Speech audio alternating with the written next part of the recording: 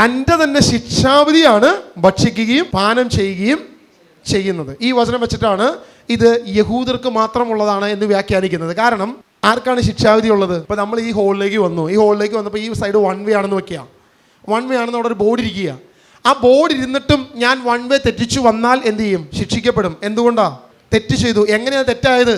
അവിടെ 1 വേ എന്നൊരു നിയമം നിൽക്കുക. അപ്പം നിയമമുള്ളവനാണ് ശിക്ഷാവിധി. നിയമമില്ലാത്തവനോ ശിക്ഷാവിധി ഇല്ല. അവിടെ നിയമം ഉള്ളത് കൊണ്ടല്ലേ ശിക്ഷാവിധി. അപ്പോൾ ഇത് യഹൂദന് മാത്രമുള്ളതല്ലേ? കാരണം നിയമം ആർക്ക് നൽകപ്പെട്ടത്? പൗലോസ് തന്നെ പറയുന്നുണ്ട്, നിയമം നൽകപ്പെട്ടത് നമുക്കല്ല, യഹൂദർക്കാണ്. അതുകൊണ്ട് ശിക്ഷാവിധി യഹൂദർക്ക് മാത്രമേ ഉള്ളൂ, മറ്റാർക്കും ശിക്ഷാവിധി ഇല്ല എന്നാണ് മറ്റൊരു പ്രധാനപ്പെട്ട വാദം. യോഹന്നാന്റെ സുവിശേഷം 3-ാം അധ്യായം 9 വായിച്ചോ. 19. ഇതാണ് ശിക്ഷാവിധി. പ്രകാശം ലോകത്തിലേക്ക് വന്നിട്ടും മനുഷ്യർ പ്രകാശത്തെക്കാൾ അധികമായി അന്ധകാരത്തെ സ്നേഹിച്ചു, കാരണം അവരുടെ പ്രവൃത്തികൾ തിന്മ നിറഞ്ഞതായിരുന്നു. അപ്പൊ യോഹന്നാൻ ശിക്ഷാവിധി പറയുന്നത് നിയമമുള്ളവർക്ക് മാത്രമാണോ? ആണോ? ഈ നിയമം മാത്രമാണോ ശിക്ഷാവിധി? ആ ധാരണ പൗലോസ്ലീഹ റോമാലേഖനത്തിൽ എടുത്ത് മാറ്റി പറഞ്ഞിട്ടുണ്ട്. കൃത്യമായിട്ട് വളരെ വ്യക്തമായിട്ട് പറഞ്ഞിട്ടുണ്ട്. നിയമം ലഭിച്ചിരിക്കുന്നവന് നിയമം വഴി ശിക്ഷിക്കപ്പെടും, നിയമമില്ലാത്തവന് മനസാക്ഷി വഴിയും ശിക്ഷിക്കപ്പെടുമെന്ന് ദൈവത്തിൻ്റെ വചനം പറഞ്ഞിട്ടുണ്ട്. അവനെ മനസാക്ഷി പരിശോധിക്കും, അത് അന്നേ വെളിപ്പെടുത്തുള്ളൂ. അതാണ് കൃത്യമായിട്ട് ദൈവവചനം പറഞ്ഞിരിക്കുന്നത്. ശിക്ഷാവിധി എന്ന് പറയുമ്പോൾ എല്ലാവരുടെയും ചിന്ത നേരെ പഴയ നിയമത്തിലേക്കായിരിക്കും ഓടിപ്പോകുന്നത്. ഓ, ഇതാണ് ശിക്ഷാവിധി. പഴയ നിയമം ശിക്ഷയുടെ നിയമം അല്ലേ? മോശയിൽ നിന്ന് നൽകപ്പെട്ട നിയമം മരണത്തിൻ്റെ നിയമം, ശിക്ഷയുടെ നിയമം, അരുതുകളുടെ നിയമം. അത് ചെയ്യരുത്, ഇത് ചെയ്യരുത്, അങ്ങനെ ചെയ്താൽ ഇങ്ങനെ പറ്റും, ഇങ്ങനെ ചെയ്താൽ ഇങ്ങനെ പറ്റും. അപ്പോൾ ഇവരുടെയൊക്കെ വിചാരം ഇനി യാതൊരുവിധ ശിക്ഷാവിധിയും ഇല്ല എന്നാണ്. റോമാലേഖനം 8:1 വായിക്കാം. ആകയാൽ ഇപ്പോൾ യേശുക്രിസ്തുവിനോട് ഐക്യപ്പെട്ടിരിക്കുന്നവർക്ക് ശിക്ഷാവിധിയില്ല. എന്തെന്നാൽ യേശുക്രിസ്തുവിലുള്ള ജീവാത്മാവിന്റെ നിയമം നിന്റെ പാപത്തിന്റെയും മരണത്തിന്റെയും നിയമത്തിൽ നിന്ന് സ്വതന്ത്രനാക്കിയിരിക്കുന്നു. യേശുക്രിസ്തുവിലുള്ള ആ ജീവാത്മാവിന്റെ നിയമം നിന്നെ പാപത്തിൽ നിന്നും മരണത്തിൽ നിന്നും ആരെ സ്വതന്ത്രനാക്കിയെന്നാ പറഞ്ഞിരിക്കുന്നത്? യേശുവിനോട് ഐക്യപ്പെട്ടവന് അല്ലേ? ഐക്യപ്പെടാത്തവനോ? അപ്പോൾ ഐക്യപ്പെടാത്തവന് ശിക്ഷാവിധി ഇപ്പോഴും ഉണ്ട്, യാതൊരുവിധ മാറ്റവും. കൊളോസ്യ ലേഖനത്തിൽ പറഞ്ഞിരിക്കുന്നത്, അവൻ തൻ്റെ ക്രൂശിൽ വചനത്തെ, എന്തിനെ? പഴയ നിയമത്തെ അവൻ നിഷ്കാസനം ചെയ്തു എന്ന് പറയുമ്പോഴും ആ പറയുന്ന കാര്യത്തിലും കൃത്യമായിട്ട് ദൈവവചനം. അതൊന്ന് വായിക്കാം. കൊളോസ്യ 2:14 വായിച്ചോ. നമുക്ക് ദോഷകരമായി നിന്ന ലിഖിത നിയമങ്ങളെ അവൻ മായിച്ചു കളയുകയും അവയെ കുരിശിൽ തറച്ച് നിഷ്കാസനം ചെയ്യുകയും ചെയ്തു. ഇത് ക്രിസ്തുവിനോട് ഐക്യപ്പെട്ടവന് മാത്രമേ ഉള്ളൂ. അല്ലാത്തവൻ ഇന്നും ക്രിസ്തുവുമായി യാതൊരുവിധ ഐക്യവുമില്ലാത്തവന് അവന് ശിക്ഷയുണ്ടെന്ന് തന്നെയാണ് വചനം പഠിപ്പിക്കുന്നത്. അവന് വല്ല രക്ഷയുണ്ടോ? അവൻ ക്രിസ്തുവിനോട് ഐക്യപ്പെടാൻ മാമോദീസ, ജ്ഞാനസ്നാനം സ്വീകരിക്കുന്നത് വരെ അവൻ എന്താണ്? പുറത്താണ്. സ്നാനം സ്വീകരിച്ച് ക്രിസ്തുവിനോട് ഐക്യപ്പെട്ട് വിശ്വസിച്ച് ആ വിശ്വാസത്തിൻ്റെ ഫലങ്ങൾ അവനിൽ പുറപ്പെടുവിച്ച് വിശ്വാസത്തിൻ്റെ തലം അവൻ്റെ കൂടെ ഉണ്ടായാൽ മാത്രമേ ഈ കാര്യം നടക്കത്തുള്ളൂ. അതല്ലേ അവനും ശിക്ഷാവിധി ഉണ്ടെന്ന് തന്നെയാണ് ഇവിടെ പറയുന്നത്. ഈ പറയുന്ന പ്രശ്നങ്ങളെല്ലാം യഥാർത്ഥത്തിൽ കടന്നു വന്നത് കൃപ എന്നൊരു വിഷയത്തിലാണ്. ഇവിടെയൊക്കെ തെറ്റിദ്ധരിപ്പിക്കപ്പെടുന്നൊരു കാര്യമുണ്ട്. കൃപ എന്നൊരു പറഞ്ഞ വിഷയം നമുക്കറിയാം. കൃപ എന്നൊരു പേരിൻ്റെ അർത്ഥം അല്ലെങ്കിൽ ആ വാക്കിൻ്റെ അർത്ഥം തന്നെ സൗജന്യമായി എനിക്ക് ലഭിക്കുന്ന ദൈവത്തിൻ്റെ വരദാനം, സൗജന്യമായി എനിക്ക് കിട്ടുന്നതാണ് കൃപ. അതെൻ്റെ യോഗ്യതയല്ല, എൻ്റെ കഴിവല്ല, ഞാൻ ചെയ്ത ഏതെങ്കിലും പ്രവൃത്തിയുടെ ഫലമല്ല, ഞാൻ ചെയ്ത എന്തെങ്കിലും ഒരു കാര്യത്തിൻ്റെ ഗുണമല്ല എനിക്ക് കിട്ടുന്നത്. അപ്പോൾ ദൈവവചനം പറയുക, രക്ഷ സൗജന്യമാണ്. അപ്പം നീ എന്തെങ്കിലും ഭക്ഷിച്ചതുകൊണ്ടാണോ? നീ എന്തെങ്കിലും പ്രവർത്തിച്ചതുകൊണ്ടാണോ? നീ എന്തെങ്കിലും ചെയ്തുകൊണ്ടാണോ? ഈ വിഷയമാണ് പ്രധാനമായും ഇവരെല്ലാം എടുത്തു വയ്ക്കുന്നത്. അപ്പോൾ വീണ്ടും പ്രശ്നം വരിക. അപ്പോൾ നമ്മൾ യേശുവിൻ്റെ ശരീരം ഭക്ഷിക്കണ്ടേ? യേശുവിൻ്റെ രക്തം പാനം ചെയ്യണ്ടേ? വിശ്വാസം മാത്രം പോരെ? അല്ലെങ്കിൽ അത് കൃപയ്ക്ക് എതിരാകത്തില്ലേ? ഇവിടുത്തെ പ്രധാനപ്പെട്ട വിശ്വാസം വഴി കൃപയാലാണല്ലോ നമ്മൾ രക്ഷിക്കപ്പെട്ടത്. ഇവിടെ ഞാൻ എന്തെങ്കിലും ചെയ്തോ? അതായത് ഞാനൊരു വിശുദ്ധ കുർബാന സ്വീകരിക്കാൻ പോയി, അല്ലെങ്കിൽ ഒരു അന്ത്യത്താഴം സ്വീകരിക്കാൻ പോയി, ഞാൻ സ്വീകരിച്ചു അല്ലേ? ഇതെപ്പോൾ യേശുവിൻ്റെ ശരീരമായി മാറി? ഇതിനകത്ത് എപ്പോഴാണ് യേശുവിൻ്റെ രക്തമായി മാറിയത്? ഇതൊന്നും എനിക്കറിയത്തില്ല. എനിക്ക് ആകെ ഉള്ളത് വിശ്വാസം മാത്രമാണ്, ഫെയ്ത്ത്. ഇതെവിടെയാണ് ഇതിൽ മാറ്റം വരുന്നത്? എന്തിലാണ് മാറ്റം വരുന്നത്? കൃപയാലാണ്. ഇതിലെന്തെങ്കിലും മാറ്റം വരുന്നുണ്ടെങ്കിൽ മാറ്റം വരുന്നത് എൻ്റെ വിശ്വാസത്താൽ, കൃപയാലാണ് ഇതിലെന്തെങ്കിലും ഒരു ചേഞ്ച് വരുന്നത്. അല്ല ഞാനാണോ അത് ചേഞ്ച് ചെയ്തത്? എൻ്റെ കഴിവാണോ? എൻ്റെ ശക്തിയാണോ? സത്യത്തിൽ ഈ കാര്യത്തിൽ വലിയ തെറ്റിദ്ധാരണ ഉണ്ടാക്കിയത് നമ്മളൊക്കെ തന്നെയാണ്. ഒരു ഉദാഹരണം പറഞ്ഞാൽ മനസ്സിലാവും. വട്ടായിലച്ചനാണ് വിശുദ്ധ കുർബാന അർപ്പിക്കാൻ വരുന്നത്. അന്ന് എന്നൊന്ന് പോയേക്കാം അല്ലേ? ശരിയല്ലേ? അല്ലെങ്കിൽ ഇന്ന അച്ഛനാണ്, ഇന്ന പുരോഹിതനാണെന്ന് പറയുമ്പോൾ നമുക്കെവിടെയോ ഒരു പ്രത്യേകതയുണ്ട്. അച്ഛൻ്റെ കഴിവാണോ അത്? ഒരു കാര്യമുണ്ട്, കർത്താവ് എന്തായാലും വിശുദ്ധരോടെ കൈകോർക്കത്തുള്ളൂ. അത് ശരി തന്നെയാണ്, അത് കറക്റ്റാണ്. എന്തിനോട്? വിശുദ്ധരോട് കർത്താവ് കൈകോർക്കും. കാരണം വിശുദ്ധരിലൂടെ അപ്പസ്തോലന്മാരുടെ ദൈവം പ്രവർത്തിച്ചതായിട്ട് നമുക്ക് ദൈവവചനത്തിൽ കാണാം. കള്ളന്മാരുടെ കൂടെ ഒന്നും കർത്താവ് പ്രവർത്തിച്ചതായിട്ട് കാണത്തൂല. അപ്പോൾ വിശുദ്ധരോട് കർത്താവ് കൈകോർക്കും, വിശുദ്ധരിലൂടെ ദൈവം പ്രവർത്തിക്കുകയും ചെയ്യും. അത് ശരിയാണ്. പക്ഷേ ഈ കാര്യത്തിൽ നമ്മൾ ശ്രദ്ധിച്ചു നോക്കുക, ഇത് ആ വ്യക്തിയുടെ കഴിവിലാണോ ഇത് മാറ്റപ്പെടുന്നത്? ഒരൊറ്റ പുരോഹിതൻ്റെ കഴിവിലല്ല, അവൻ്റെ ആ ഒരു ശ്രേഷ്ഠതയിലോ മഹത്വത്തിലോ മഹനീയതയിലോ അല്ല, വിശ്വാസത്താൽ ദൈവിക പ്രവർത്തിയാൽ. ഇനി അവിടെയും വേറെ പ്രശ്നമുണ്ട്. ഏതെങ്കിലും ഒരു അച്ഛൻ വഴി തെറ്റിപ്പോയിന്നിരിക്കട്ടെ, ഏതെങ്കിലും ഒരു അച്ഛൻ. ഇപ്പം എൻ്റെ ഒരു കൂട്ടുകാരൻ എപ്പോഴും പറയുന്നൊരു കാര്യമുണ്ട്, എടാ എൻ്റെ കല്യാണം ഒന്നുകൂടി നടത്തണം, എൻ്റെ കല്യാണം അത്ര ശരിയായിട്ടില്ല. അപ്പോൾ അതെന്താ, ഞങ്ങളുടെ പള്ളിയിലിരുന്ന ഒരു കൊച്ചച്ഛൻ, ഞാൻ പേര് പറയുന്നില്ല, ആ അച്ഛനാണ് എൻ്റെ കല്യാണം നടത്തി തന്നത്. ആ കൊച്ചച്ഛൻ ആണ് എൻ്റെ കല്യാണം നടത്തി തന്നത്. അതൊന്നുകൂടി നടത്തണം. അപ്പോൾ ഞാൻ ചോദിച്ചു, എന്താ പ്രശ്നം എന്തുവാ? അച്ഛൻ പെണ്ണ് കെട്ടിപ്പോൾ വേറെ താമസിക്കുക. അപ്പോൾ പുള്ളിയാണ് എന്നെ കെട്ടിച്ചത്, എന്നെ വിവാഹം നടത്തി തന്നത് അങ്ങോരാണ്. അതുകൊണ്ട് അതത്ര ശരിയായിട്ടില്ല, ഈ വീട്ടിലിരിക്കുന്ന കുരിശ് അത്ര പോരാ, ഇതിനൊന്നും നേരെയാക്കാൻ ഇനി ഏക വഴി ഒന്നും കൂടി വിവാഹം കഴിക്കുക. കാരണം അന്നത്തെ അച്ഛൻ്റെ ആശീർവാദം അങ്ങോട്ട് ശരിയായിട്ടില്ല. ഇന്ന് പല അച്ഛന്മാരും ക്രിസ്തുവിൽ പോലും വിശ്വാസമില്ലാത്തവരാണ്. അവരാണ് നമുക്ക് വേണ്ടി, നമുക്ക് ഒരുമിച്ച് ബലിയർപ്പിക്കാമെന്നൊക്കെ പറയുന്നത്. പക്ഷേ ഈ ഒരുമിച്ച് ബലിയർപ്പിക്കാൻ പോകുമ്പോൾ ആ ശുശ്രൂഷയിൽ നിൽക്കുന്നത് യേശുവിൻ്റെ ശരീരരക്തങ്ങളിൽ വിശ്വാസമില്ലാത്തവരാണ്. അങ്ങനെ വിശ്വാസമില്ലാത്തവർ നിന്ന് കഴിഞ്ഞാൽ എന്തായിരിക്കും അവിടെ സംഭവിക്കാൻ പോവുക?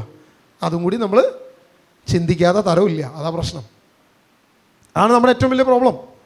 അപ്പം ഇന്ന് നമ്മുടെ ഇടയിൽ ഈ ഒരു പ്രശ്നം കൂടി ഉണ്ട്.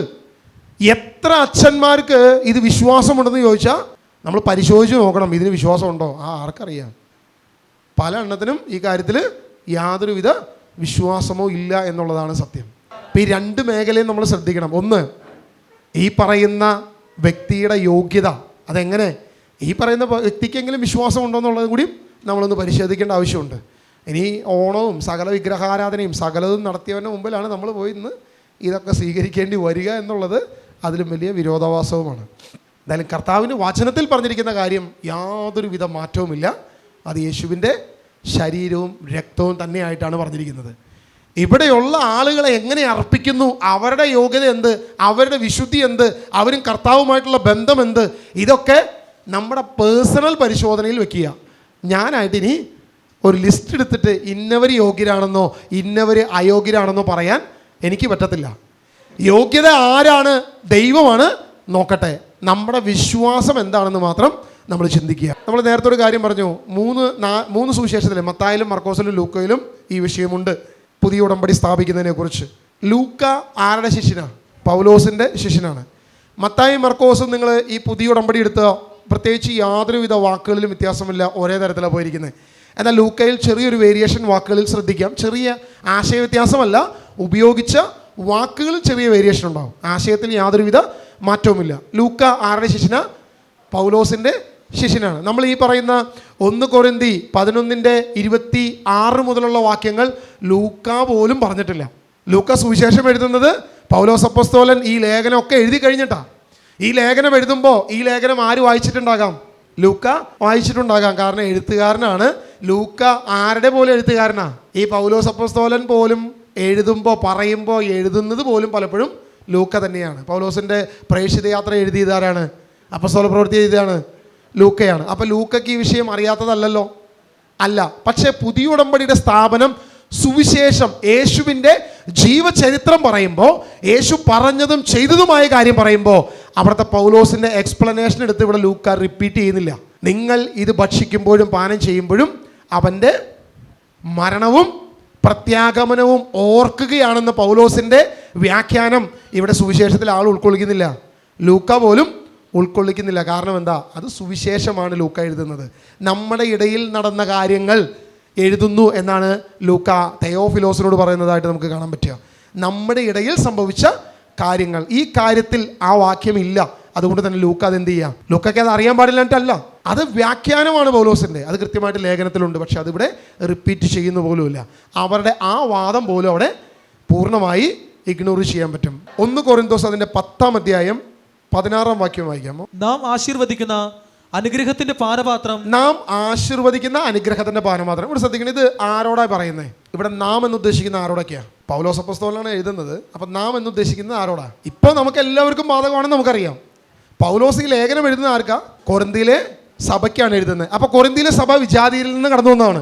അപ്പം നാം ആശീർവദിക്കുന്ന അനുഗ്രഹത്തിന്റെ പാനപാത്രം. അനുഗ്രഹത്തിന്റെ പാനപാത്രം. അപ്പൊ വിജാതീയർക്കുള്ളതാണത്. വിജാതീയരായ വിശ്വാസികൾക്കും ഉള്ളതല്ലേ ഇത്? അവർക്ക് എന്തെങ്കിലും മാറ്റമുണ്ടോ? യഹൂദർക്ക് മാത്രമാണെന്ന് പറഞ്ഞാൽ പോവോ? പറ്റത്തില്ല. കാരണം നാം ആശീർവദിക്കുന്ന അനുഗ്രഹത്തിന്റെ പാനപാത്രം ക്രിസ്തുവിന്റെ രക്തത്തിലുള്ള ഭാഗഭാഗിത്വമല്ലേ? യേശുവിന്റെ കാര്യത്തിൽ യാതൊരുവിധ സംശയവുമില്ല. ക്രിസ്തുവിന്റെ രക്തത്തിന്റെ ഭാഗം തന്നെ പറഞ്ഞിരിക്കുന്നത്. വേറൊരു കൺഫ്യൂഷൻ പോലുമില്ല. വീണ്ടും പറയുകയാണ്, നാം മുറിക്കുന്ന അപ്പം ക്രിസ്തുവിന്റെ ശരീരത്തിലുള്ള ഭാഗഭാഗിത്വം, യേശുവിന്റെ ശരീരത്തിലുള്ള ഭാഗഭാഗിത്വം തന്നെയാണ് നാം മുറിക്കുകയും നാം ആശീർവദിക്കുകയും ചെയ്യുന്ന രക്തവും ശരീരവും എന്ന് ഇതാ അപ്പസ്തോലൻ പഠിപ്പിക്കുക. 10:1 വായിക്കാമോ? സഹോദരരെ, നമ്മുടെ പിതാക്കന്മാരെല്ലാവരും മേഘത്തണലിൽ ആയിരുന്നുവെന്നും കടലിലൂടെ കടന്നുവെന്നും നിങ്ങൾ മനസ്സിലാക്കണമെന്ന് ഞാൻ ആഗ്രഹിക്കുന്നു. നമ്മുടെ പിതാക്കന്മാർ എന്നാണ് പൗലോസ് അപ്പോസ്തലനോട് വിശേഷിപ്പിക്കുന്നത്. ആരാണ് നമ്മുടെ പിതാക്കന്മാർ? ഇത് ആരെ കുറിച്ചാണ് പറയുന്നത്? മോശയും ജനത്തെ കുറിച്ചാണ് പറയുന്നത്. കടലിലൂടെ കടന്നു എന്ന് പറയുന്നത്, മേഘത്തണലിലായിരുന്നു എന്ന് പറയുന്നത് മോശയെക്കുറിച്ചും ആ ജനത്തെക്കുറിച്ചും ഇസ്രായേൽ ജനത്തെക്കുറിച്ചും പറയുന്നത്. പൗലോസ് അപ്പോസ്തലൻ കൊരിന്തിയിലെ സഭയോട് പറയുകയാണ്, സഹോദരരെ, നമ്മുടെ പിതാക്കന്മാർ. അങ്ങനെയല്ലേ പറഞ്ഞേ? എൻ്റെ പിതാക്കന്മാരെന്നാണോ പറഞ്ഞേ? യഹൂദരുടെ പിതാക്കന്മാരെന്ന് പറഞ്ഞേ? ഈ പറയുന്ന 2 ഗോത്ര പിതാക്കന്മാരെന്നാണോ പറഞ്ഞേ? അല്ലല്ലോ. നമ്മുടെ പിതാക്കന്മാർ മേഘത്തണലിലായിരുന്നുവെന്നും കടലിലൂടെ കടന്നുവെന്നും നിങ്ങൾ മനസ്സിലാക്കണമെന്ന് ഞാൻ ആഗ്രഹിക്കുന്നു. വളരെ കൃത്യമായിട്ടാണ് പറഞ്ഞത്. നമ്മുടെ പിതാക്കന്മാർ. ഇവിടെ പോലും അതിനെന്ത് ചെയ്യാൻ പറ്റത്തില്ല, വിഭജിക്കാൻ പറ്റത്തില്ല. പൗലോസ് അപ്പോസ്തലനെ സംബന്ധിച്ചിടത്തോളം സകലർക്കും ഒരേ പിതാവ്, അബ്രഹാം എന്ന വിശ്വാസത്തിന്റെ പിതാവ്. സകലർക്കും ഒരേ പിതാക്കന്മാർ തന്നെ. മോശ തുടങ്ങി താഴോട്ടുള്ള സകല പൂർവ്വ പിതാക്കന്മാരും നമ്മുടെ പിതാവായിട്ട് തന്നെയാണ് പൗലോസ് അപ്പോസ്തലൻ അവിടെയുള്ള കൊരിന്തിലെ വിജാതീയരിൽ നിന്നും കടന്നു വന്ന വിശ്വാസികളോടും പറയുന്നത്. ഇതെല്ലാം നമ്മുടെ പിതാക്കന്മാർ. ഇത് വല്ല വേർതിരിവുണ്ടോ? വല്ല സെപ്പറേഷനും കാണാൻ പറ്റുമോ? പക്ഷെ ഇവരിവിടെ പഠിപ്പിക്കുക, യഹൂദരുടെ രക്ഷ വേറൊന്ന്, വിജാതീയരുടെ രക്ഷ മറ്റൊന്ന് എന്ന് പഠിപ്പിക്കുക. ഇതാരാണ് ഈ വിഭജിച്ചു കൊണ്ടുപോകുന്നത്? കൊരിന്ത് ലേഖനം തുടങ്ങുമ്പോൾ തന്നെ പൗലോസ് അപ്പോസ്തലൻ ഈ കാര്യം പറയുന്നുണ്ട്. കൊരിന്ത് ലേഖനം 1:12 വാക്യം ഒന്ന് വായിച്ചോ. ഞാൻ പൗലോസിൻ്റെതാണ്, ഞാൻ അപ്പോളോസിൻ്റെതാണ്, ഞാൻ കേപ്പയുടേതാണ്, ഞാൻ ക്രിസ്തുവിൻ്റെതാണ് എന്നിങ്ങനെ നിങ്ങൾ ഓരോരുത്തരും പറയുന്നതിനെയാണ് ഞാൻ ഉദ്ദേശിക്കുന്നത്. ഞാൻ പൗലോസിൻ്റെ, ഞാൻ കേപ്പയുടെ, ഇങ്ങനെയുള്ള വിഭാഗീയ ചിന്ത പാടില്ലെന്ന് പറഞ്ഞ് തുടങ്ങിക്കൊണ്ടാണ് പൗലോസ് അപ്പോസ്തലൻ, അതായത് വിജാതിയർക്ക് വേറെ സ്വജാതിയർക്ക് വേറെ, ഈ രീതി ഇവിടെ കാണാൻ പറ്റത്തില്ല എന്ന് കൃത്യമായിട്ട് അപ്പോസ്തലനോട് പറഞ്ഞു വെക്കുക. വീണ്ടും താഴോട്ട് വായിച്ചോ. ക്രിസ്തു വിഭജിക്കപ്പെട്ടിരിക്കുന്നു. യേശുവിന്റെ രക്ഷ വിഭജിക്കപ്പെട്ടിട്ടില്ല. ആ രക്ഷ സകല ജനങ്ങൾക്കും, യഹൂദർക്കും വിജാതിയർക്കും സ്വജാതിയർക്കും അവനിൽ വിശ്വസിക്കുന്ന സകലർക്കും ഒരൊറ്റ രക്ഷ. അവന്റെ ശരീരരക്തങ്ങളുടെ ഭാഗഭാഗിത്വം അനുഭവിക്കാൻ എല്ലാവർക്കും യോഗ്യത. ഒരു വ്യത്യാസവും ഇവിടെ ദൈവവചനത്തിൽ അപ്പോസ്തലൻ പറയുന്നില്ല. സകലർക്കും ഒരേ രക്ഷ തന്നെ പറഞ്ഞു വയ്ക്കുക. ക്രിസ്തു വിഭജിക്കപ്പെട്ടിട്ടില്ല എന്ന് അപ്പോസ്തലൻ, ക്രിസ്തുവിൻ്റെ ഈ കാര്യത്തിൽ വിഭജിക്കാൻ പാടില്ല, എല്ലാം ഒന്നാണ്. യേശു വിഭജിക്കപ്പെട്ടു എനിക്ക് വേണ്ടി, അവൻ്റെ ശരീരം ക്രൂശിക്കപ്പെട്ടു, അവൻ എനിക്ക് വേണ്ടി കാൽവരിയിൽ ബലിയാക്കപ്പെട്ടു, അവൻ ഇന്നും എനിക്ക് വേണ്ടി ശരീരരക്തമായി മാറുന്നു. അവൻ ബലിയർപ്പിക്കുമ്പോൾ വ്യക്തമായി പറയുന്നുണ്ട്, യെശയ്യാ പ്രവചനം 53:10 വാക്യം, അവൻ ബലിയർപ്പിക്കുമ്പോൾ വരാനിരിക്കുന്ന ജനത്തെ കൂടി, സന്തതി പരമ്പരയെ കൂടി കണ്ടിട്ടാണ് അവൻ ഈ ബലിയർപ്പിക്കുന്നത്. ഇന്ന് ഈ കസേരയിലിരിക്കുന്ന നിങ്ങളെ കൂടി കണ്ടു, നിങ്ങളെ കൂടി കണ്ടിട്ടാണ് അവൻ ബലിയർപ്പിക്കുന്നത്. ആ ബലിയിൽ നിങ്ങൾ കൂടെ എന്താകണം? ഭാഗഭാഗിത്വം വേണം. അവൻ്റെ ശരീരരക്തങ്ങൾ നിങ്ങൾക്ക് ഭക്ഷിക്കാൻ വേണം, നിങ്ങൾക്ക് പാനം ചെയ്യാൻ വേണമെന്ന് യേശു മുന്നമേ കണ്ടു. അത് പൂർവ്വ പിതാക്കന്മാർ പറഞ്ഞത് അത് തന്നെയാണ്, പ്രവാചകന്മാരിലൂടെ വെളിപ്പെട്ടത് അത് തന്നെയാണ്. അവർ വെളിപ്പെടുത്തിയതും മുഴുവനും ഇതേ കാര്യം തന്നെയാണ്. യാതൊരുവിധ വ്യത്യാസവും അപ്പോസ്തലൻ ഈ കാര്യത്തിൽ കാണുന്നില്ല. ഹല്ലേലൂയ, ഹല്ലേലൂയ, യേശുവേ ആരാധന, യേശുവേ ആരാധന. ഇനി ഒരു പ്രധാനപ്പെട്ട വിഷയമാണ്, ആദിമസഭയിൽ ഇതെല്ലാം ഉണ്ടായിരുന്നു. ആദിമസഭയിൽ ഈ ആചരണം വല്ലതും ഉണ്ടായിരുന്നോ എന്നുള്ളത് കൂടെ പരിശോധിക്കണം. നമ്മൾ നേരത്തെ കണ്ടു, യേശുവിൻ്റെ കാൽവരി ക്രൂശിൻ്റെയും ഏകദേശം 23 വർഷത്തിന് ശേഷമാണ് ആരിത് എഴുതുന്നത്? പൗലോസ് അപ്പോസ്തലൻ കൊരിന്ത് ലേഖനം എഴുതുന്നത്. കൊരിന്ത് ലേഖനം എഴുതിയപ്പോൾ കൃത്യമായിട്ട് തങ്ങൾ സ്വീകരിച്ചതും നിങ്ങൾക്ക് ഞാൻ വരമേൽപ്പിച്ചതും, ക്രിസ്തു എന്നെ ഭരമേൽപ്പിച്ചതും നിങ്ങളെ ഞാൻ ഏൽപ്പിക്കുന്നതും എന്നാണ് പറഞ്ഞിരിക്കുന്നത്.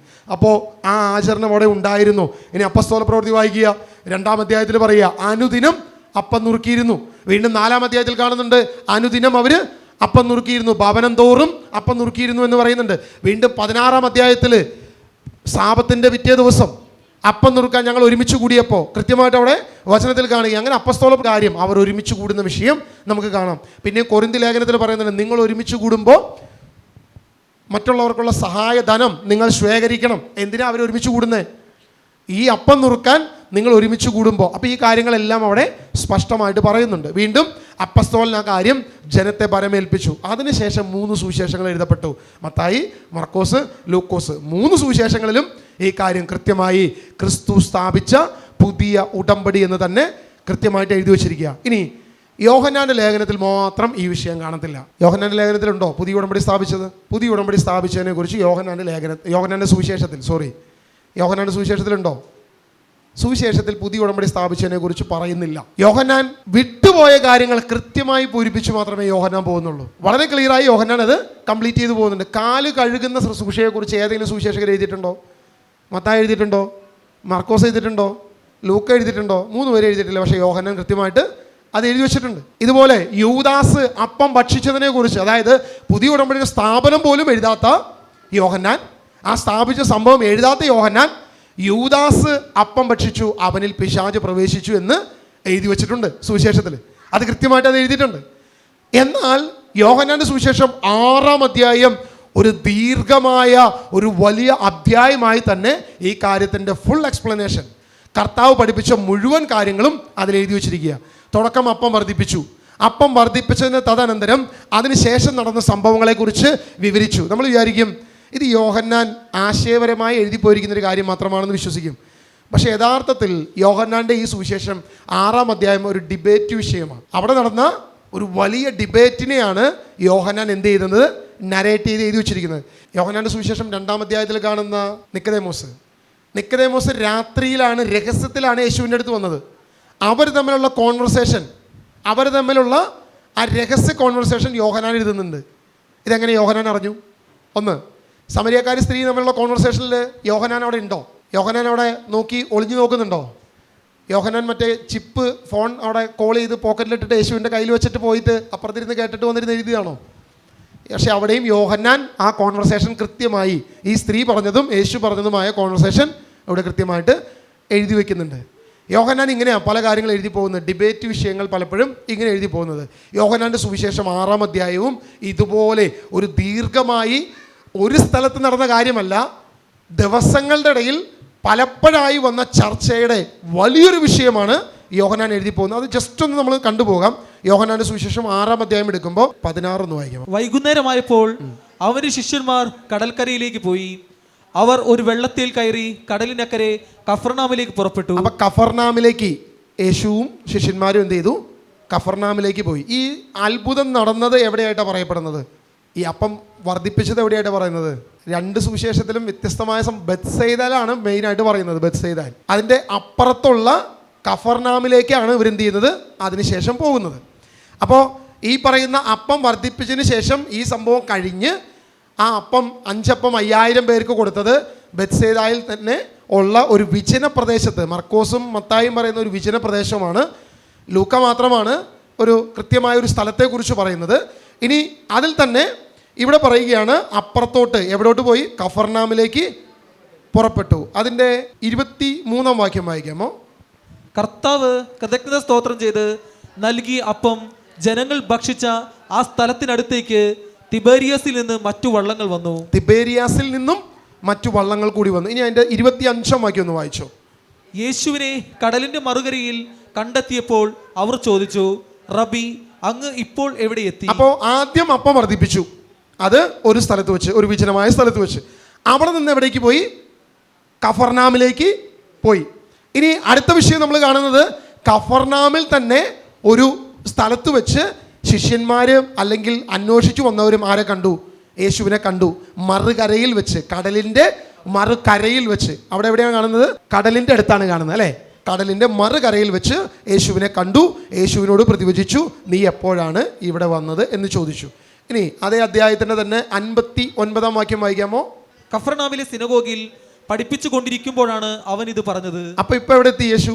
കഫർനാമിലെ സിനഗോഗിൽ എത്തി. ഇത് എവിടം തുടങ്ങി എവിടം വരെയുള്ള യാത്രയുടെ ഒരു ഇതാ നമ്മൾ കാണുന്നത്. അക്കരെ ഒരു വിജന സ്ഥലത്ത് അപ്പം വർദ്ധിപ്പിച്ചു, അവിടെ നിന്ന് കഫർനാമിലേക്ക് വന്നു. കഫർനാമിൽ ആ കരയിൽ വെച്ച് ജനങ്ങൾ ചോദിച്ചു കുറെ തർക്ക വിഷയം, അവർക്ക് മറുപടി കൊടുത്തു.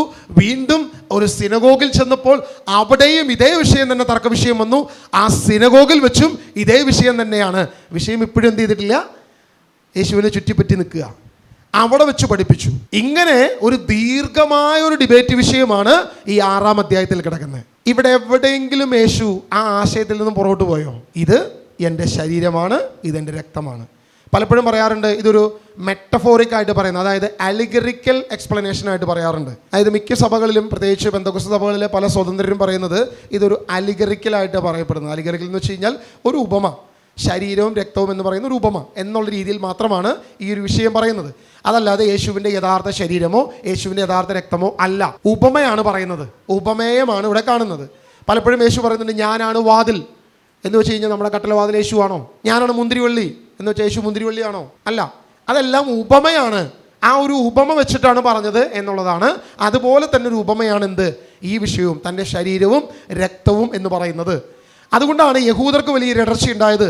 യഹൂദരെല്ലാവരും യേശുവിനെതിരെ തിരിഞ്ഞത്. പക്ഷേ യോഹന്നാന്റെ സുവിശേഷം 6-ാം അധ്യായം 50-ാം വാക്യം മുതലൊന്ന് വായിച്ചു നോക്കിയേ. ഇതാകട്ടെ മനുഷ്യൻ ഭക്ഷിക്കുന്നതിന് വേണ്ടി സ്വർഗത്തിൽ നിന്ന് ഇറങ്ങിയ അപ്പമാണ്. ഇത് ഭക്ഷിക്കുന്നവൻ മരിക്കുകയില്ല. സ്വർഗത്തിൽ നിന്ന് ഇറങ്ങിയ ജീവനുള്ള അപ്പം ഞാനാണ്. ആരെങ്കിലും ഈ അപ്പത്തിൽ നിന്ന് ഭക്ഷിച്ചാൽ അവൻ എന്നേക്കും ജീവിക്കും.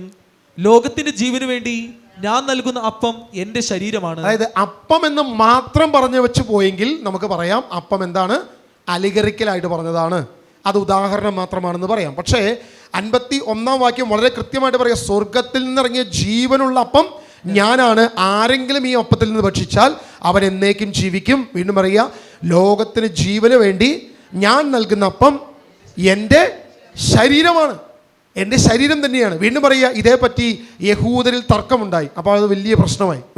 എന്തുകൊണ്ടാണ് യഹൂദരിൽ തർക്കമുണ്ടായേ? ശരീരം ഭക്ഷിക്കാൻ തരുന്നത് എങ്ങനെ എന്നുള്ളതാണ് പ്രധാനപ്പെട്ട വിഷയം. പലപ്പോഴും പറഞ്ഞു വെക്കുന്ന കാര്യം നേരെ തിരിച്ചാ, രക്തം ഭക്ഷിക്കുന്നതിനെ കുറിച്ച് യഹൂദന് വിലക്കുണ്ടായിരുന്നു. അപ്പം അതുകൊണ്ടാണ് യഹൂദൻ തർക്കിച്ചത് എന്നുള്ളതാണ് പലപ്പോഴും പറഞ്ഞു വെക്കുന്ന കാര്യം. യേശു രക്തത്തിൻ്റെ കാര്യം ഇവിടെ പറഞ്ഞിട്ടുണ്ടോ? ഇതുവരെ യേശു രക്തത്തിൻ്റെ കാര്യം മിണ്ടിയിട്ട് പോലുമില്ല. യേശു ശരീരത്തിൻ്റെ കാര്യം മാത്രമേ പറഞ്ഞിട്ടുള്ളൂ. അപ്പോഴാണ് യഹൂദരുടെ ഇടയിൽ നിന്ന് ഒരു ക്വസ്റ്റ്യൻ വരുന്നത്, ഹൗ ഇറ്റ്സ് പോസിബിൾ, നിന്റെ ശരീരം എങ്ങനെ ഞങ്ങൾക്ക് ഭക്ഷിക്കാൻ തരും? നീ ഒരു മനുഷ്യനല്ലേ, നിന്റെ ശരീരം ഞങ്ങൾ എങ്ങനെ ഭക്ഷിക്കുമെന്ന് പറഞ്ഞപ്പോൾ കർത്താവ് ഇന്ന പിടിച്ച മോനെ കുറച്ചും കൂടി കൂടുതൽ എന്ന് പറഞ്ഞിട്ടാണ് അടുത്ത വാക്യം പറയുന്നത്. ഇതേപ്പറ്റി യഹൂദരിൽ തർക്കമുണ്ടായി. തൻ്റെ ശരീരം ഭക്ഷണമായി തരാൻ ഇവൻ എങ്ങനെ കഴിയുമെന്ന് അവർ ചോദിച്ചു. യേശു പറഞ്ഞു, സത്യം സത്യമായി ഞാൻ നിങ്ങളോട് പറയുന്നു, നിങ്ങൾ മനുഷ്യപുത്രന്റെ ശരീരം ഭക്ഷിക്കുകയും അവന്റെ രക്തം പാനം ചെയ്യുകയും ശരീരത്തുമ്മ തീരത്തില്ല മോനെ, നീ രക്തം പാനം ചെയ്യുകയും ചെയ്യുന്നില്ലെങ്കിൽ നിങ്ങൾക്ക് ജീവൻ ഉണ്ടായിരിക്കത്തില്ല. അപ്പോൾ അടുത്ത സ്റ്റെപ്പ് കൂടെ എന്ത് ചെയ്തു? യേശു അതിനെ ഒന്നും കൂടി കൂട്ടിക്കൊടുത്തു. ആദ്യം ശരീരത്തെക്കുറിച്ച് മാത്രം പറഞ്ഞ കർത്താവ് ഇതാ രക്തം കൂടി. അവന്റെ കൺഫ്യൂഷൻ തീർക്കുകയാണോ കൂട്ടുകയാണോ ചെയ്തത്? കൂടുതലാക്കി. അവന്റെ കൺഫ്യൂഷൻ ശരീരം മാത്രമായിരുന്നു. ശരീരം എങ്ങനെ ഭക്ഷിക്കാൻ തരും എന്നുള്ളതായിരുന്നു. അപ്പം നിന്റെ കൺഫ്യൂഷൻ എന്നാ കുറച്ചുകൂടി കൂടുതലിരിക്കട്ടെ, ശരീരം മാത്രമല്ല രക്തം കൂടി നീ ഭക്ഷിച്ചേ മതിയാകൂ എന്നുള്ളതാ. വീണ്ടും താഴോട്ട് വചനം വായിക്കുമ്പോൾ, എന്റെ ശരീരം ഭക്ഷിക്കുകയും എന്റെ രക്തം പാനം ചെയ്യുകയും ചെയ്യുന്നവന് നിത്യജീവനുണ്ട്. വീണ്ടും അവിടെ, അതായത് അലിഗറക്കിലാണെങ്കിൽ ഇവിടെ നിർത്തുന്നില്ല. ഇത് നമ്മൾ കണ്ടു, ഒരു സ്ഥലത്ത് നടന്ന ചർച്ചയല്ലത്, ഇത് പല സ്ഥലങ്ങളിൽ. എന്തുകൊണ്ടാണ് ഈ ചർച്ച ഇത്രയും ദീർഘമായി പോയത്? എവിടെയാണ് ഈ പ്രശ്നം ഇത്രയും ആഴത്തിൽ പോയത്? നമ്മൾ തന്നെ ഇപ്പോൾ എനിക്ക് തോന്നുന്നു 1.5 മണിക്കൂറായി സംസാരിക്കാൻ തുടങ്ങിയിട്ട് ഈ വിഷയം. ഇനിയും സംസാരിക്കുകയാണെങ്കിൽ 1 മണിക്കൂറിന് സംസാരിച്ചാലും തീരത്തില്ല. അത്രയും അധികം ഞാനിവിടെ നോട്ട് ചെയ്ത് വെച്ചിട്ടുണ്ട്, തീരില്ല. അത്രയും വലിയ ഒരു പ്രശ്നമാണ് ഈ ഒരു കാര്യം. യഹൂദനെ സംബന്ധിച്ചിടത്തോളം പഴയ നിയമത്തിൽ പുറപ്പാട് പുസ്തകത്തിൽ മന്ന, അവനൊരു പേരിട്ടു, മന്ന. എന്തുകൊണ്ടാണ് പേരിട്ടെ? മൻഹു എന്നാണ് ആ വാക്കിൻ്റെ അർത്ഥം. മൻഹു, മന്ന. ഇതെന്ത്? അവന് മനസ്സിലായില്ല ഇത് എന്ത് സാധനം. വെളുത്തിരിക്കുന്നു, നല്ല ടേസ്റ്റ് ഉണ്ട്. കഴിക്കുന്നവൻ അവനവൻ്റെ ടേസ്റ്റിനൊത്ത് ഇഷ്ടത്തിനൊത്ത് ഇത് മാറുന്നു. എനിക്ക് ചിക്കൻ ബിരിയാണി ഇഷ്ടമെങ്കിൽ അത് ചിക്കൻ ബിരിയാണിയുടെ ടേസ്റ്റ്. ഞാൻ നോൺ വെജ് അല്ല, വെജിറ്റേറിയൻ ആണെങ്കിൽ അതിന് വെജിറ്റേറിയൻ്റെ ടേസ്റ്റ്. കഴിക്കുന്നവൻ്റെ ഇഷ്ടത്തിനനുസരിച്ച് അതിൽ മാറ്റം വന്നു. അവൻ ഇഷ്ടത്തിനാണ് പോകുന്നത്. അതാ അവർ അത്ഭുതത്തോട് ചോദിക്കുന്നത്, ഇത് എന്ത്, അതേ പേര് തന്നെ അതിനിട്ടു, മൻഹു. അവർ തല കറങ്ങി, ഇനി വേറെ പേരൊന്നും കണ്ടുപിടിക്കാൻ നിൽക്കുന്നില്ല. മൻഹു. ഇത് തന്നെ ഇന്നത്തെയും പ്രശ്നം. യേശുവിൻ്റെ ശരീരരക്തങ്ങളുടെ കാര്യത്തിൽ ഇന്നും ജനം അന്താളിച്ച് ഇന്നും അത്ഭുതത്തോട് നിൽക്കുക. ഇതെന്ത്, ഇവൻ്റെ പ്രബോധനം എന്ത്, ഇതെങ്ങനെ പറ്റും, എങ്ങനെ ഇത് തരാൻ പറ്റും, യേശുവിൻ്റെ ശരീരം എങ്ങനെ എനിക്ക് ഭക്ഷിക്കാൻ പറ്റും, എങ്ങനെ എനിക്ക് പാനം ചെയ്യാൻ പറ്റും, ഇതെന്ത്, ഈ അത്ഭുതമായിട്ട് ഇന്നും നിൽക്കുക. കർത്താവ് പറഞ്ഞു, ഇത് വിശ്വസിച്ചേ മതിയാകൂ, നീ ഇത് ചെയ്തേ പറ്റൂ. ഇത് നിന്റെ കഴിവ്, നിന്റെ യാതൊരുവിധ പ്രവൃത്തിയും ഇതിൻ്റെ അകത്തില്ല. വല്ല പ്രവൃത്തിയുണ്ടോ? ഈ അപ്പം ഉണ്ടാക്കിയത് നീ ആയിരിക്കും. ഈ അപ്പം ഉണ്ടാക്കിയപ്പോൾ അതിനകത്ത് യേശുവിൻ്റെ ശരീരം ഉണ്ടോ, യേശുവിൻ്റെ രക്തമുണ്ടോ? വീഞ്ഞുണ്ടാക്കിയത് നീ ആയിരിക്കും. നീ അതിന് വേണ്ടിയിട്ട് എന്തെങ്കിലും ചെയ്തോ? നീ എന്തെങ്കിലും ചെയ്തോ? നിന്റെ ഒരു കഴിവിലുമല്ല ഇത് നടക്കുന്നത്. സ്വർഗമാണ് ഇതിൽ പ്രവർത്തിക്കുന്നത്, സ്വർഗമാണ് ഇത് ചെയ്യുന്നത്, സ്വർഗമാണ് ഇതിലെന്തെങ്കിലും മാറ്റമുണ്ടാക്കുന്നത്. യാതൊരുവിധ മനുഷ്യൻ്റെ പ്രവൃത്തിയും ഇല്ല. അതുകൊണ്ടാണ് പറഞ്ഞത്, നിന്റെ പ്രവൃത്തി മൂലമല്ല, നിന്റെ പ്രവൃത്തി ഇതിന് യാതൊരുവിധ ഗുണവും ചെയ്യുന്നില്ല. പ്രവൃത്തിയാലല്ല, വിശ്വാസത്താൽ, കൃപയാൽ, വിശ്വാസത്താലാണ് നീ രക്ഷ പ്രാപിക്കുന്നത് എന്ന് പൗലോസ് അപ്പോസ്തലൻ പഠിക്കുന്നത് ഇതിനോട് യോജിപ്പിച്ച. ഇത് തന്നെയാണ് അപ്പസ്തോലന്മാരുടെ മുഴുവൻ വിശ്വാസവും. എവിടെയെങ്കിലും, അത് യാക്കോബാണെങ്കിലും അപ്പസ്തോലനായ പൗലോസ് ആണെങ്കിലും സകലരും പറയുന്നത് കൃപയാലാണ്, വിശ്വാസത്താലാണ്. ഇത് രണ്ടുമാണ്. ഇതല്ലാതെ എൻ്റെ പ്രവൃത്തിയല്ല. ഏത് പ്രവൃത്തി? പഴയ നിയമത്തിൻ്റെ യാതൊരുവിധ പ്രവൃത്തിയും ഇല്ല. ഞാൻ പോയി ഇനി ബലിയർപ്പിക്കേണ്ട കാര്യമുണ്ടോ? എന്ത് ബലി? എടപ്പള്ളി പള്ളിയിൽ പോയി കോഴി വെട്ടേണ്ട കാര്യമുണ്ടോ? മലയാറ്റൂർ പോയി ആടിനെ വെട്ടേണ്ട കാര്യമുണ്ടോ? യാതൊരുവിധ ബലി, ഇങ്ങനെയുള്ളൊരു ബലി, മൃഗബലിയോ പഴയ നിയമത്തിൽ കാണുന്ന യാതൊരുവിധ സംഭവം നിന്നോട് ചെയ്യാൻ പറഞ്ഞിട്ടില്ല. ഇന്ന് മലയാറ്റൂരി കുരിശ് ചുമന്നുകൊണ്ട് പോകുന്നവരോട് ചോദിക്കുക, എന്തിനാ പോകുന്നത്? പാപം ക്ഷമിക്കാനാ. ഇനി അവൻ കുരിശ ചുമന്നുകൊണ്ട് പോയിട്ടില്ലല്ലോ അവനെ പാപം ക്ഷമിക്കുന്നത്. അപ്പോൾ കർത്താവിൽ അവന് വിശ്വാസം ഇല്ലെന്ന് അതിനകത്ത് തന്നെ അർത്ഥമായി. എടാ, യേശു 2000 വർഷം മുമ്പ് ചെയ്തു വെച്ചത് നിനക്ക് വിശ്വാസം ഉണ്ടെങ്കിൽ പിന്നെ നീ എൻ്റെ പിന്നാലെ പോകേണ്ട കാര്യമുണ്ടോ? ഈ കുരിശ് കൊടുത്തുകൊണ്ട് നീ കയറേണ്ട കാര്യമുണ്ടോ? ഈ കല്ലെടുത്ത് തലയിൽ വെച്ച് കുരിശ് കൊടുത്തും വെച്ച് ഇതിൻ്റെ മുകളിൽ കയറിയിട്ട് വേണം നിൻ്റെ പാപം ക്ഷമിക്കാനായിട്ട്. അതാ പറഞ്ഞ ദൈവവചനത്തിൻ്റെ അർത്ഥം ഇന്നും സത്യത്തിൽ ഈ പറയുന്ന ക്രിസ്ത്യാനിക്ക് അറിയത്തില്ല എന്നുള്ള സത്യം. ഈ ദിവസങ്ങളിൽ വീഡിയോ കണ്ട എല്ലാം മലയാറ്റൂമലയിലേക്ക് കൂടുക കുരിശും വെച്ചുകൊണ്ട്. അപ്പം താഴെയൊന്നും മരമില്ല എന്ന് പറയുന്നത്, മരം മുഴുവൻ ഈ മുകളിലാണ്. ഇനി അതും കൂടി ഈ താഴിട്ട് ഇറക്കിയിട്ട് വേണം ഇനി കത്തിക്കാനായിട്ട്. എന്തായാലും ഞങ്ങളുടെ അച്ഛന് സുഖമാണ്, കുറച്ച് ദിവസത്തേക്ക് കഞ്ഞി വയ്ക്കാം. ആ കുരിശൊക്കെ വെട്ടിപ്പൊളിച്ച് കഞ്ഞി ഉണ്ടാക്കി കഴിഞ്ഞാൽ, അല്ലെങ്കിൽ ഇനിയിപ്പോൾ അടുത്ത് തണുപ്പൊക്കെ വരുമ്പോൾ തീ കായാനൊക്കെ ഉപകരിക്കും. ഇതവിടെ ഇരുന്ന് വെറുതെ ദ്രവിച്ചു പോകത്തേ ഉള്ളൂ. ഇവൻ്റെ പാപോട്ട് ക്ഷമിക്കാനും പോകുന്നില്ല. ഇവൻ ഈ വലിച്ചു കയറ്റി ഇവൻ്റെ പാപം വല്ലതും ക്രിസ്തുവിലല്ലാതെ എന്തെങ്കിലും പാപം ക്ഷമിക്കൂ? അപ്പം നമ്മൾ അജ്ഞരായി ഈ കാര്യത്തിൽ. നമുക്കിപ്പോഴും ഈ കാര്യത്തെക്കുറിച്ച് യാതൊരുവിധ അറിവുമില്ല. വീണ്ടും യേശു യോഹന്നാന്റെ സുവിശേഷത്തിൽ അതിൻ്റെ 55-ാം വാക്യം, എന്തെന്നാൽ എന്റെ ശരീരം യഥാർത്ഥ ഭക്ഷണമാണ്, എന്റെ രക്തം യഥാർത്ഥ പാനീയവുമാണ്. 2 പ്രാവശ്യം അലിഗറിക്കലായിട്ടൊരു കാര്യം പറഞ്ഞാൽ, ഉപമയായിട്ടൊരു കാര്യം പറഞ്ഞാൽ അത് വീണ്ടും വീണ്ടും വീണ്ടും എടുത്ത് പറയാറില്ല. വീണ്ടും യേശു പറഞ്ഞു, സത്യം സത്യമായി ഞാൻ നിങ്ങളോട് പറയുന്നു, നിങ്ങൾ മനുഷ്യപുത്രന്റെ ശരീരം ഭക്ഷിക്കുകയും അവന്റെ രക്തം പാനം ചെയ്യുകയും വേണം. ഒരിക്കലും യേശു തൻ്റെ പ്രബോധന രീതിയിൽ ഈ രീതി ഉപയോഗിച്ചിട്ടില്ല. അലിഗറിക്കലായിട്ടാണ് പറഞ്ഞിരിക്കുന്നതെങ്കിൽ ഒരിക്കലും ഈ വാക്ക് ഉപയോഗിക്കാറില്ല. സത്യം സത്യമായിട്ട് ഉപയോഗിക്കാറില്ല.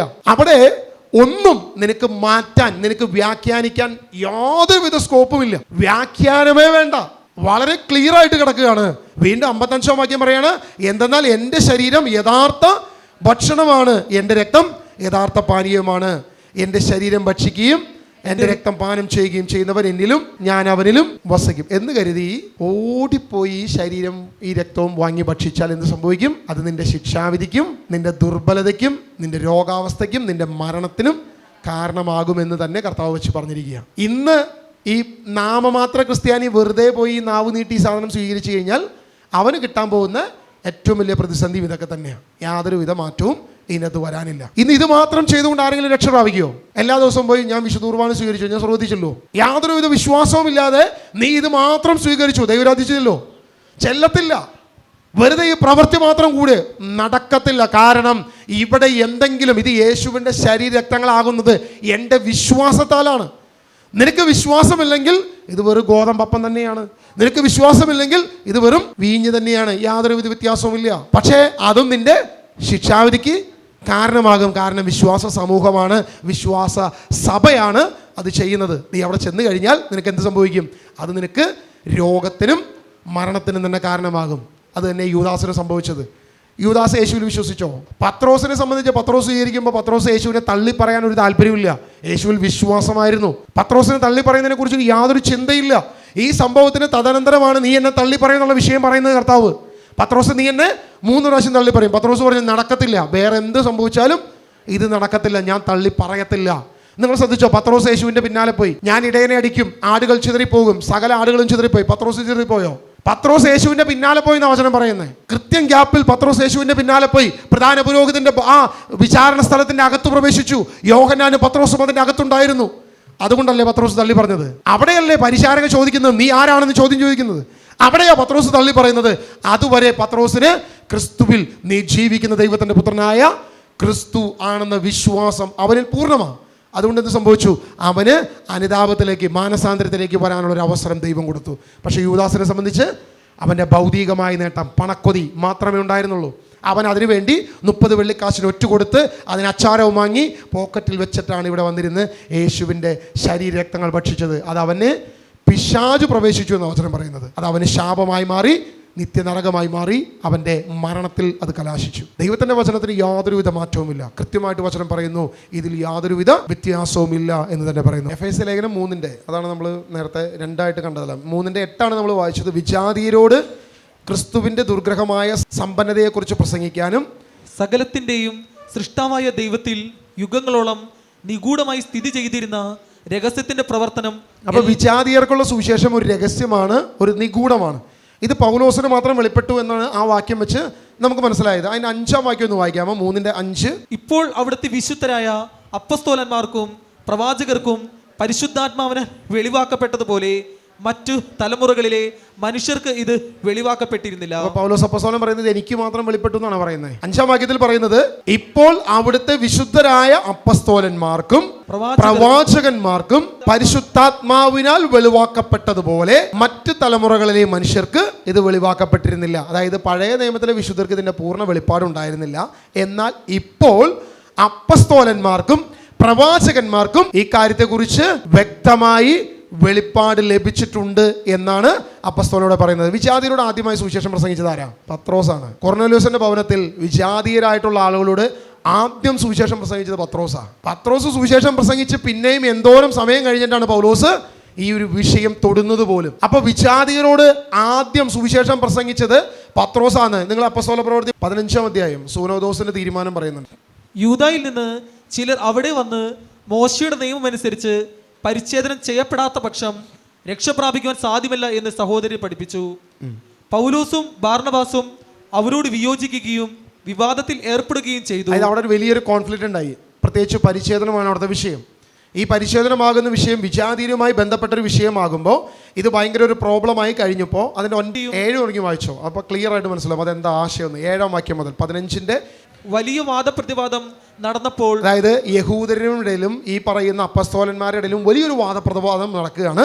പത്രോസ് എഴുന്നേറ്റ് പറയുകയാണ്, സഹോദരന്മാരെ, വളരെ മുമ്പ് തന്നെ ദൈവം നിങ്ങളുടെ ഇടയിൽ ഒരു തെരഞ്ഞെടുപ്പ് നടത്തുകയും വിജാതിയർ എൻ്റെ അധരങ്ങളിൽ നിന്ന് സുവിശേഷ വചനങ്ങൾ കേട്ട് വിശ്വസിക്കണമെന്ന് നിശ്ചയിക്കുകയും ചെയ്തു എന്ന് നിങ്ങൾക്കറിയാമല്ലോ. അപ്പൊ വിജാതിയരോട് ആദ്യം സുവിശേഷം പ്രസംഗിക്കാൻ തെരഞ്ഞെടുക്കപ്പെട്ടത് ആരാണെന്ന കർത്താവിന്റെ വചനത്തിൽ പത്രോസ് പറഞ്ഞിരിക്കുന്നത്. എന്നെ ദൈവം വിജാതിയർക്ക് വേണ്ടി തെരഞ്ഞെടുത്തു എന്നാണ് പത്രോസിന് വചനത്തിൽ പറയുന്നത്. അപ്പോൾ പത്രോസിന് ഇതിന് വെളിവാക്കപ്പെടാനായിട്ടാണോ പോയി സുവിശേഷം പറഞ്ഞത്? പത്രോസിന് ഈ വിജാതിയരോടുള്ള സുവിശേഷം അറിയാഞ്ഞിട്ടാണോ പോയി പറഞ്ഞത്? അതിന് തൊട്ട് താഴെ അടുത്ത കാര്യങ്ങൾ പറഞ്ഞത്, ഹൃദയം അറിയുന്ന ദൈവം നമുക്കെന്നതുപോലെ അവർക്കും പരിശുദ്ധാത്മാവിനെ നൽകിക്കൊണ്ട് അവരെ അംഗീകരിച്ചു. അപ്പൊ ഇനി പൗലോസ് ഇത് പറഞ്ഞപ്പോഴാണോ വിജാതിയരുടെ ഇടയിൽ പരിശുദ്ധാത്മാവ് വന്നേ? അതേ പത്രോസ് കൊടുത്തപ്പോഴേ വിജാതിയരുടെ ഇടയിൽ പരിശുദ്ധാത്മാവ് വന്നോ?